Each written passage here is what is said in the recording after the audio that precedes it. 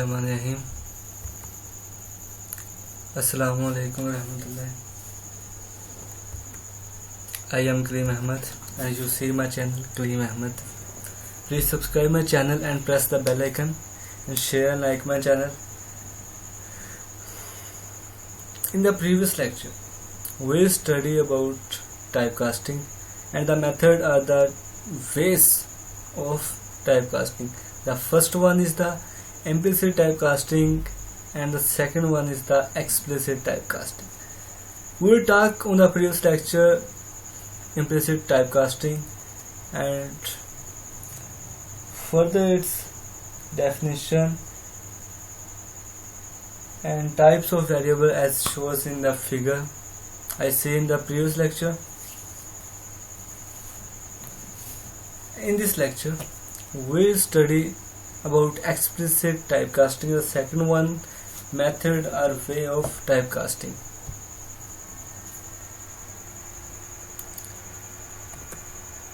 Typecasting, two ways, implicit typecasting and explicit typecasting. The casting can be performed in two ways. The first one is implicit typecasting and second one is explicit typecasting. What is implicit typecasting? To see this, the first question is that what is that implicit typecasting, or how we define implicit typecasting or implicit explicit casting. In this lecture we will study explicit typecasting, so we will talk on the explicit typecasting. What is explicit typecasting? Let's start. Explicit typecasting is performed by the programmer. Explicit typecasting वो casting है या explicit casting वो casting है जो एक programmer perform करता है using the cast operator. Cast operator को इस्तेमाल करते हुए जो एक प्रोग्रामर परफॉर्म करता है उसे हम एक्सप्लिसिट कास्टिंग कहते हैं. इम्प्लिसिट कास्टिंग क्या थी? वो विदाउट प्रोग्रामर एक्सप्रेशन थी जिसमें एक प्रोग्रामर सिर्फ एक दफा ऑर्डर देता था और compiler work on it with its own. Okay, वो कंपाइलर खुद ब खुद उसे कंपाइल कर देता था. लेकिन एक्सप्लिसिट टाइपकास्टिंग इसके बरक्स है, इट्स अपोजिट के इसमें प्रोग्रामर ही कास्ट ऑपरेटर्स को इस्तेमाल करते हुए एक्सप्लिसिट कास्टिंग को परफॉर्म करेगा और जो ये कास्टिंग प्रोग्रामर करेगा उसे हम एक्सप्लिसिट कास्टिंग कहते हैं. The cast operator tell the computer to convert the data type of the value. Cast operator computer को बताता है कि डाटा टाइप की जो वैल्यू थी वो कन्वर्ट कर दी गई है. कास्ट ऑपरेटर का अगर पूछा जाए, यहाँ पे एमसीक्यू ये बनता है कास्ट ऑपरेटर यूज किस लिए होता है? वो यूज इसलिए होता है कन्वर्ट डाटा टाइप की जो वैल्यू है उसको इन्फॉर्म करने के लिए कंप्यूटर को कि वो चेंज हो गई है या नहीं हुई, या अपडेट हो गई है या नहीं हुई.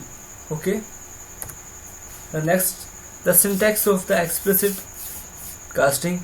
The syntax of the casting operator is as follows: type and expressions. Type, अब देखते हैं टाइप तो वैसे किस्म कहते हैं. इन दिस explicit casting या casting operators, what is type? Type यहाँ पे उन्होंने indicate किया है. It indicate the data type to which operand to be converted. उन्होंने कहा कि ये indicate करता है data type को कि operand convert करता है या नहीं करता, किस किस्म यानी कि उसकी किस्म को ज़ाहिर करता है. एक्सप्रेशन यानी कि इजहार, जो किसी के तासरात होते हैं उन्हें हम एक्सप्रेशंस कहते हैं. अब एक्सप्रेशंस है क्या? It indicate the constant variable or expression whose data type is to be convert. क्योंकि ये कांस्टेंट को इंडिकेट करते हैं, वेरिएबल को और एक्सप्रेशंस को जो किसी भी डाटा टाइप को कन्वर्ट करता है उसे हम एक्सप्रेशंस कहते हैं. अब एग्जांपल देखते हैं हम इसकी. जस्ट सपोज कर लें इसे आप परफेक्टली समझ लेंगे कि एक्सप्लिसिट कास्टिंग है क्या? सपोज कर लेते हैं कि हमने दो फ्लोट वेरिएबल लेने हैं, कोई भी ले लें। मैंने यहाँ पे एक्स और वाई लिए हैं, आप ए बी कर लें, सी डी कर लें, E F any you like. Okay, suppose X and Y are two float variables. Float variables लेने एक्स और वाई, दो वेरिएबल। नेम आप कोई भी रख सकते हैं as you wish. X contain 10.3 और एक्स को हमने इनिशियलाइज कंटेन कर दिया है 10.3 से, उसको 10.3 वैल्यू साइन कर दिया। एंड वाई कंटेन 5.2 और वाई को हमने 5.2 वैल्यू इनिशियलाइज कर दिया, या उससे हमने 5.2 जो फ्लोटिंग पॉइंट वैल्यू है वो इसे प्रोवाइड कर दिया। And the following expression is evaluated. और ये तमाम एक्सप्रेशन जो है वो एवेल्यूएट कैसे होगा अब हम देखते हैं। यहाँ पे हमने सेकंड में लिखा हुआ कि x का मॉड्यूलस लेना है y के साथ। देखने में क्या तो ये बात ठीक है, अगर x का मॉड्यूलस लिया जाए y के साथ तो आंसर आ जाएगा। लेकिन यहाँ पर एक एरर जनरेट होगा। अब आप सोच रहे हो कि एरर कैसे जनरेट होगा, तो वो एरर ऐसे जनरेट होगा कि मॉड्यूलस ऑपरेटर जो है वो फ्लोट वेरिएबल के साथ वर्क नहीं करेगा। For that the error is generate here. अब अगर सिंपली इंटीजर वेरिएबल्स होंगे तो मॉड्यूलस ऑपरेटर वर्क करेगा और आंसर हमें सही सही प्रोवाइड कर देगा। और इसको ट्रू करने के लिए, इसको बेटर वे कंपाइल करने के लिए हम इसे इंटीजर वैल्यू में लिखेंगे। The above expression will generate an error because data type of x and y is float। वही बात रिपीट किया। उन्होंने बताया कि above expression, जो एक्सप्रेशन हमने यहाँ पे ये सेकंड में लिखा हुआ है x मॉड्यूलस y का, ये एक एरर जनरेट करेगा। वो इस वजह से एरर जनरेट करेगा क्योंकि x और y जो है उनकी जो डाटा टाइप है वो फ्लोट है, उनको वैल्यू जो साइन की गई है वो फ्लोट में की गई है। और the modulus operator can not work with float variable, जो मैंने बताया कि वो फ्लोट वेरिएबल के साथ वर्क नहीं करते। It's only work with integer. Next में उन्होंने बताया कि ये सिर्फ मॉड्यूलस यानी कि मॉड्यूलस ऑपरेटर्स जो हैं वो इंटीजर के साथ ही सिर्फ वर्कआउट करते हैं और परफेक्ट रिजल्ट प्रोवाइड करते हैं। The above expression can be written as the follows. अब उसे बेटर वे कंपाइल करने के लिए हम जो इसे एक्सप्रेशन हमें दिया गया है इसे इंटीजर में लिखेंगे ताकि हमें बेटर रिजल्ट मिल सके।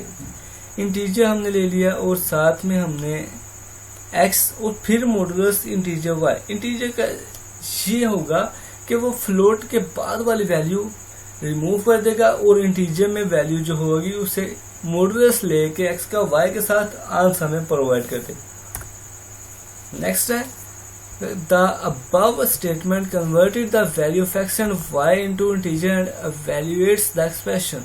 वही बात जो x और y हैं वो फ्लोटिंग में थे और अब वो उन्हें कन्वर्ट करके इंटीजर में कर देगा। जाहिर बात है इंटीजर वेरिएबल साथ होंगे तो वो इसे फ्लोट से इंटीजर में कर देगा और वैल्यूएट कर देगा एक्सप्रेशन को इंटीजर में। The value of x will be converted to 10। Float में थी तो इंटीजर में करेंगे, जैसे कि मैंने बताया कि after the float the value is remove, तो सो x को वैल्यू साइन होगी 10 and the value of y will be converted to 5। और फ्लोटिंग पॉइंट के बाद जो थे 2 था हमारे पास 5.2 और 0.2 तो खत्म हो गया और y को वैल्यू साइन होगी कन्वर्ट होके 5। The result of the above expression will be 0। 10 का x का मॉड्यूलस लेंगे y के साथ तो आंसर जो होगा वो 0 होगा। वो कैसे होगा? 10 का मॉड्यूलस लेंगे y के साथ तो 5 to the 10, so the remainder is the 0. The above expression's result is 0. For that, the floating variables will be converted into the integer and the value of the floating variables is also converted into the integer variable. For that, the result will be shown completely. Thank you for watching. इंशाल्लाह मिलेंगे next lecture में. In the next lecture we will study on this topic, type casting with the help of programming. So for learning programming, see my lectures and subscribe my channel. तब तक के लिए अल्लाह हाफिज. इंशाल्लाह मिलते हैं नेक्स्ट